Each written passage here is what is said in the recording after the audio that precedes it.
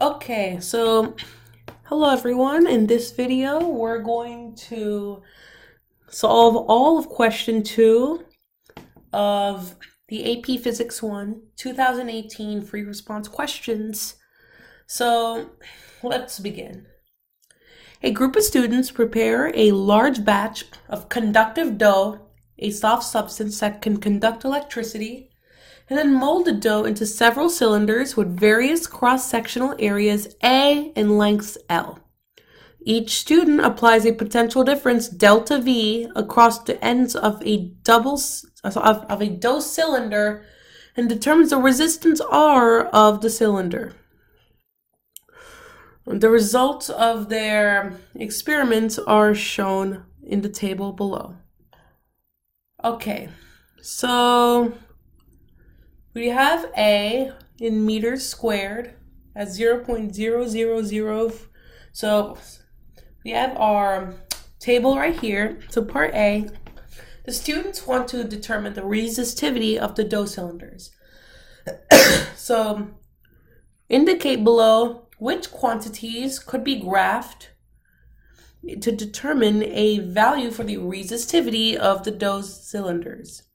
You may use any of the remaining columns in the table above as needed to record any quantities, including units, that are not already in the table.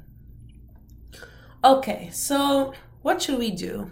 So if the formula that connects resistance and resistivity is R equals rho for resistivity, L over A. Okay, so it might not be obvious, but they already give you the equation. So what if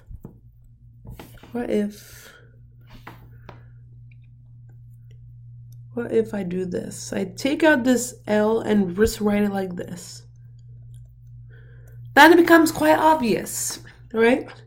It's in the form of a linear equation where R is Y and rho is M, which is the slope, and the ratio of the length over the area will be X, right? So if we just find out the relationship, we can find the slope easily. So on the vertical axis, there should be resistance. Resistance in ohms. Horizontal axis will be length over area. Over area in, well, meters, so I have a meter squared, that's 1 over meters, or meters negative 1. It's just a unit, right? So part 2, on the grid below, plot the appropriate quantities to determine the resistivity of the dough cylinders. Clearly scale and label all axes, including units, as appropriate. Okay, so it'll be helpful to use one of these blank columns so we can try to get some data. L over A.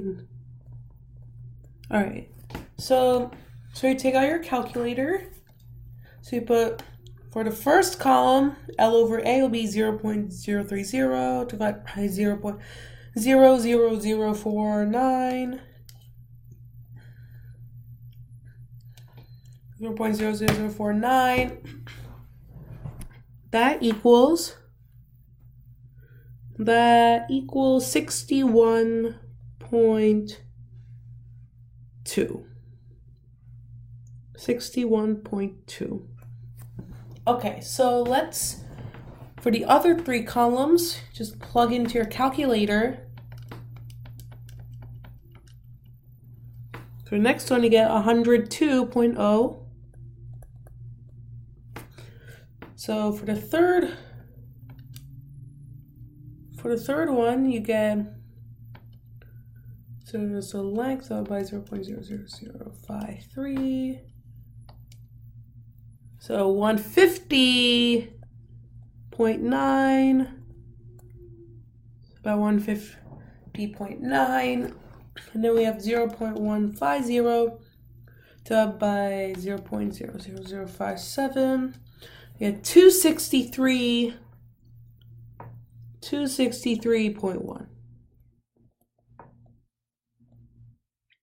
263.2.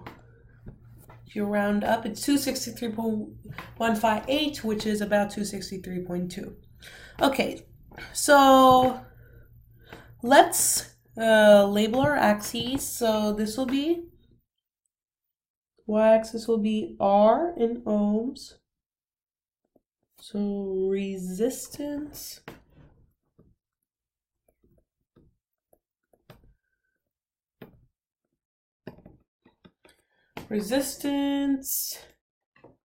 and this, the x-axis will be length over area.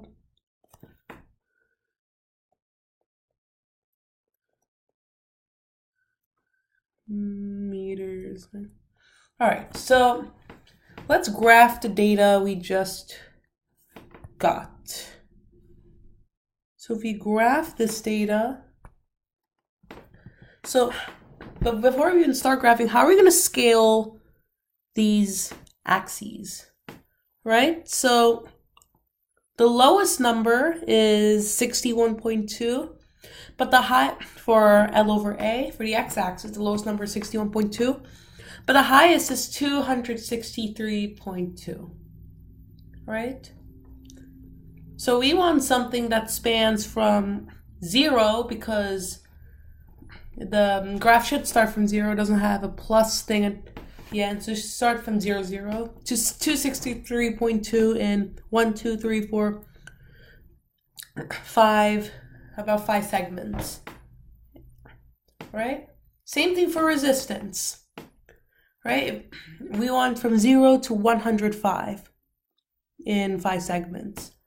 So what I would do personally, I would number length or area by 60. 60, 120, 180, 240, and 300. So that gets us up to 263. So that's a good numbering axis, right? And it's just like an estimation. So as long as we just graph accurately, this won't be that harmful. So for resistance R, so what I would do, so if there are 1, 2, 3, 4 boxes, I would number them by 30. 30, 60, 90, 120. And that gets us up to 105. So that's good. And again, you have to be careful about how you're numbering. You could also number by 25, right? That you could also number by 25. So they're 25 or 30. However, do not do 20 because 105 is too big for 20. Don't do like stuff like 24 because remember these sub things, these sub points on the y-axis, well, it'll be hard to count by 24 divided by 5 or 4.8. So choose a convenient scale to number your axes. So let's actually start graphing. So our first point is 61.2, 23.6. So I'm going to number these small intervals so it will be easier for me to graph it. So each small box is 12 here, each small box here is 6, right? So if we want 61.2, that'll be very close to here. And if we want 23.6, I'll be very close to 24. So about here. Okay. So let's go to the next one, 102 and 31.5, right? So 60, the next one's 72, 72 plus 12 is 84. Then you just keep on going. 84 plus 12 is 96. 96 plus 12 is 108. So we've gone above 102. So you count back to see where should we graph it. We want to be accurate, remember, because we want a good estimation. So it's 6 units away from 108. So it'll be pretty much halfway. Halfway. About halfway.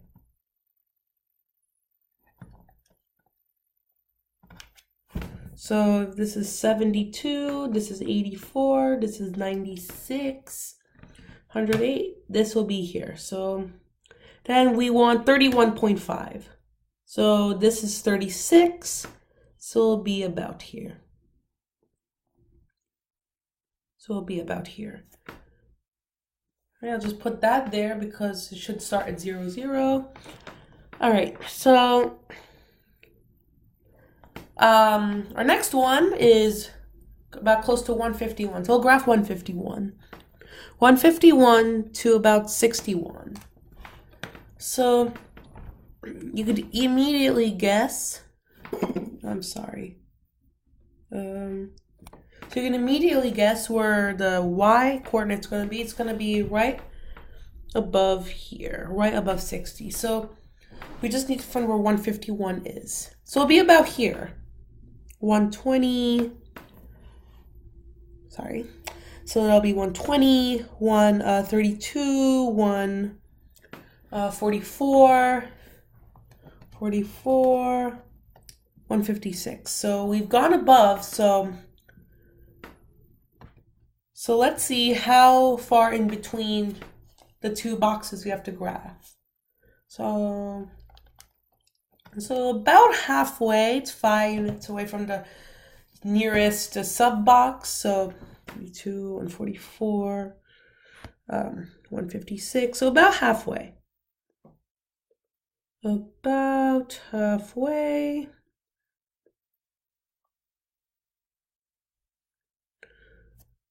All right, it's about there. And last one is 263.2 and 105. So 263.2 has about 263. So 240. Then we have 252, 264. So it should be very close to 264. Because they're, remember, each sub box is intervals of 12. So it should be very close to 264. So 180, then 180, then sorry, it should be 240. Start 240, then 252, then 264. So it would be very close here, and then we have 105. 105, so 90, 96, 102, so about halfway. Right, so we graphed it. So we graphed our points, put a little circle around them so we could see very clearly which points these are. Right, so these are our points. So what we're going to do is we're going to draw a line of best fit.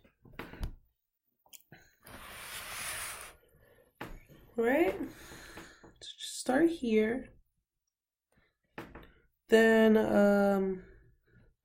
let's see, should touch a lot of these, will be very close.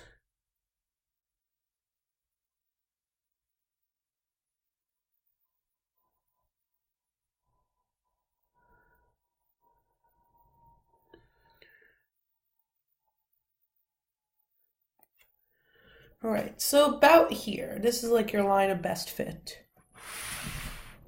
So basically fits like this. So what? We have our line. So part 3, use the above graph to estimate a value for the resistivity of the dose cylinders.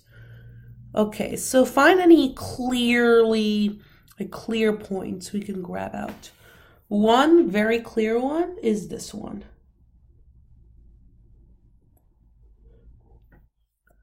So we have, just gonna write, so this is our first point, x1, y1 is 60, 72, then 84, so 84 and 30. Okay, so our next point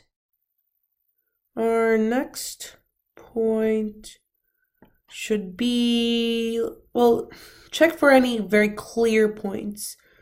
So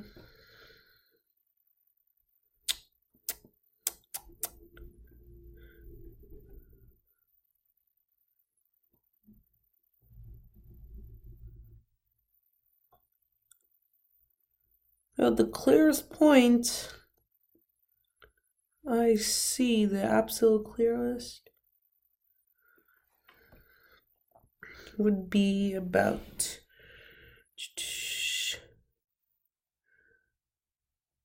here, just going straight through that point.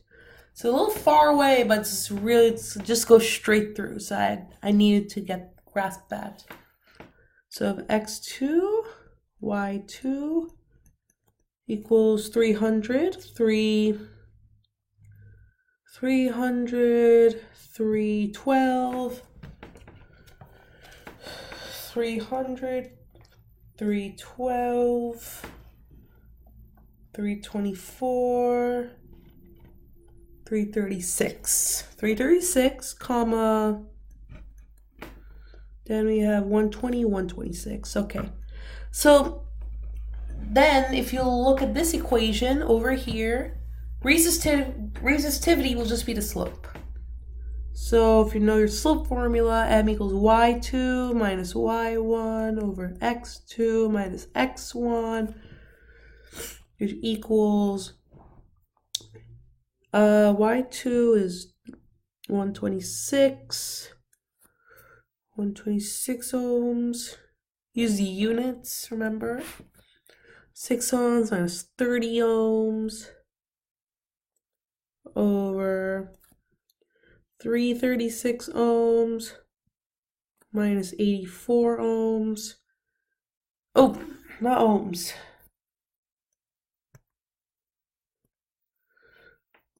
These aren't supposed to be in ohms. These are supposed to be in inverse meters. Meters -1 because this is the x-axis. Delete all sign of that, and meter -1, meter -1, and they get a resistivity of, let's see, 126 minus 30. Oh, 126 minus 30. 96 over 336 minus 84. You get 0.381. So about 0.381 ohm meters. And the units check out. We have ohm over 1 over meters. So that just simplifies to ohm meters. So that's our resistivity. Well, at least that's our estimate. Okay, another group of cylinders performed the experiment described in part A, but shaped the dough into rectangular shapes instead of cylinders. So it'll just basically be like this. So they do in these rectangular shapes instead of cylinders. Will this change affect the value of the resistivity determined by the second group of students? Well, it shouldn't, really. Because all resistivity, that looks like a P.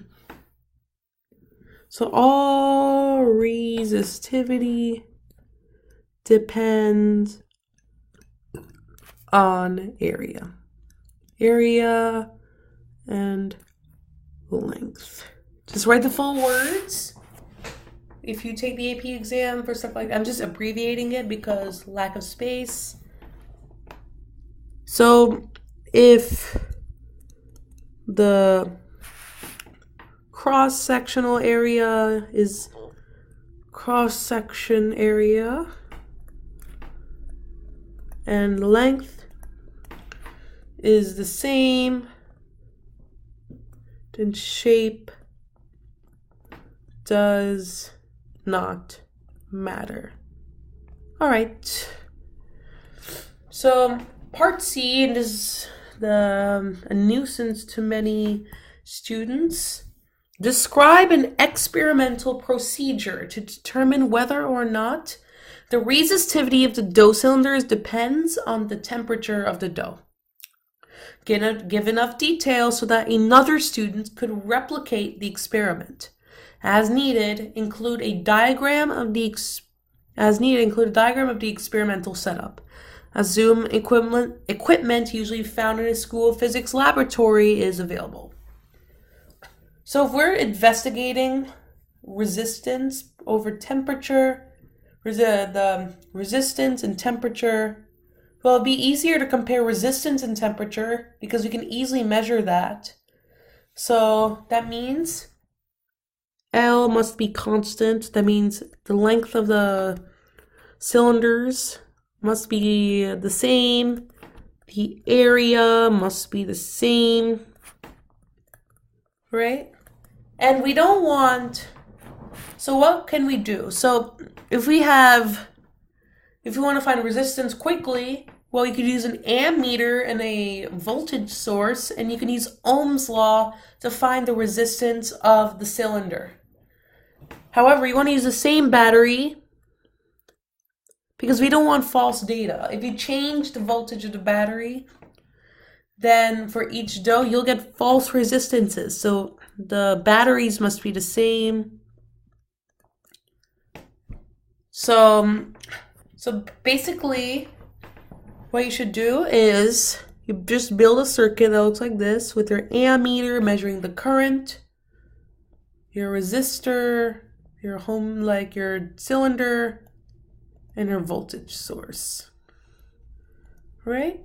Your voltage source, delta V, right? So assuming we have all of these constants, what you do is you place these. So you place at 3 areas with completely different temperatures. So our independent variable here will be the temperature with completely different temperatures. And try to pick ones that are like at the extremes, so it doesn't take much time for a temperature change to be noticed. Temperatures,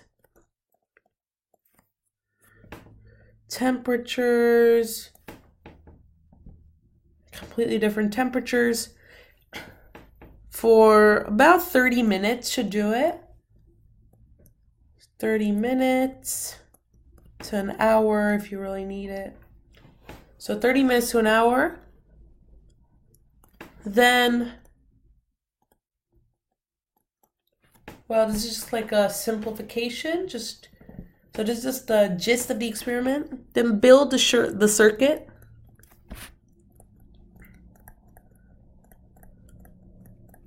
Shown above.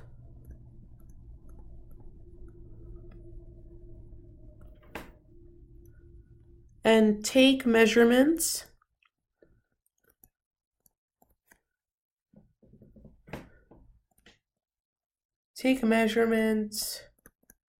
of current using an ammeter. Ammeter,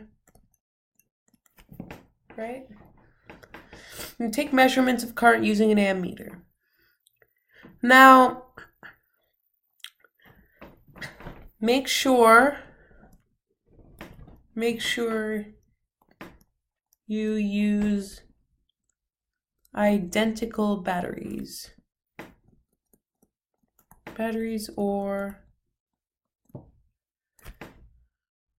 same batteries or the same battery, all right? So use Ohm's law to find the resistance.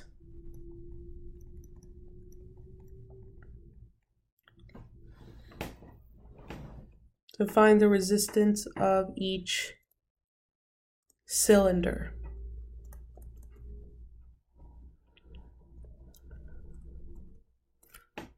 Since length and area are identical, so make sure you mention that these are identical cylinders,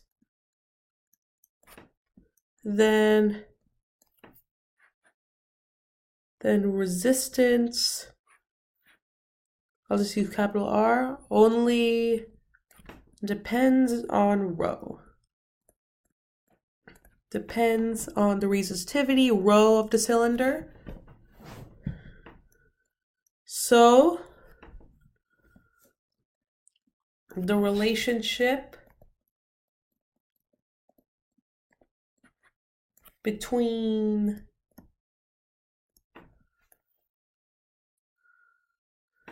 temperature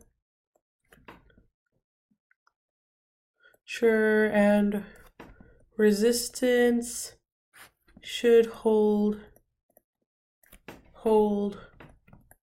true for temperature and rho, the resistivity. So this is our experiment. And I designed it like this because it uses stuff that you'd usually find in a physics lab. So using just Ohm's law, you could find resistance, and since they're identical with identical cross-sectional areas and identical lengths, that means with these two held constant, that means resistance is only dependent on resistivity. So if the resistance changes, then you can note that the resistivity changes as well with temperature, and that's how you can draw your conclusion. So we're done with question 2. That's all question 2. If you have any questions, just comment on the video. And yes, thank you for watching.